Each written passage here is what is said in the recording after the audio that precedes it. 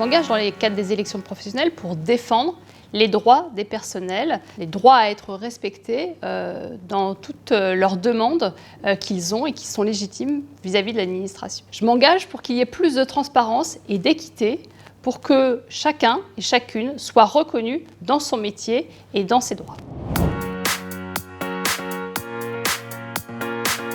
Les élus du personnel servent à représenter les personnels vis-à-vis de l'administration dans les commissions paritaires, dans les départements ou au niveau du ministère. Dans ces commissions, nous sommes là pour représenter collectivement et individuellement les personnels. On va les défendre dans leurs demandes, par exemple, de temps partiel, dans les recours sur les rendez-vous de carrière. Sans les commissions paritaires et sans les élus du personnel, la défense ne serait pas transparente et équitable. Il y a plein de petits combats lorsqu'on est élu du personnel qui deviennent des petites victoires, mais qui au final permettent aussi d'obtenir de plus en plus de victoires.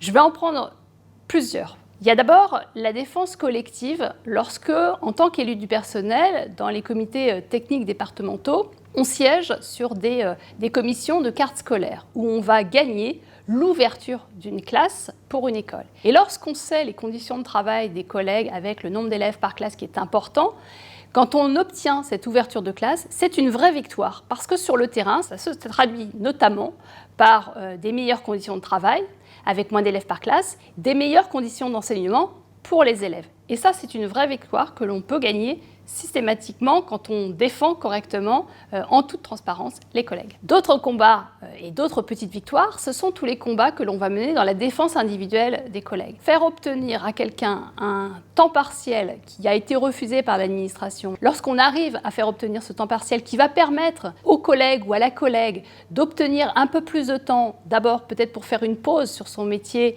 et puis avoir plus de sens sur ce qu'il va faire au quotidien dans sa classe, c'est important et c'est aussi une petite victoire individuelle.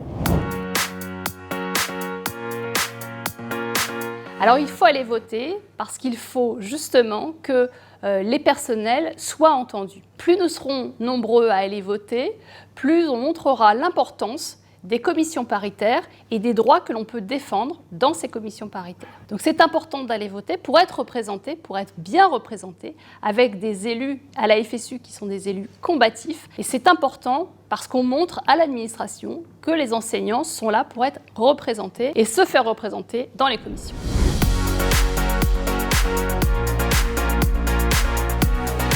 Du 1er au 8 décembre, je vote pour la FSU.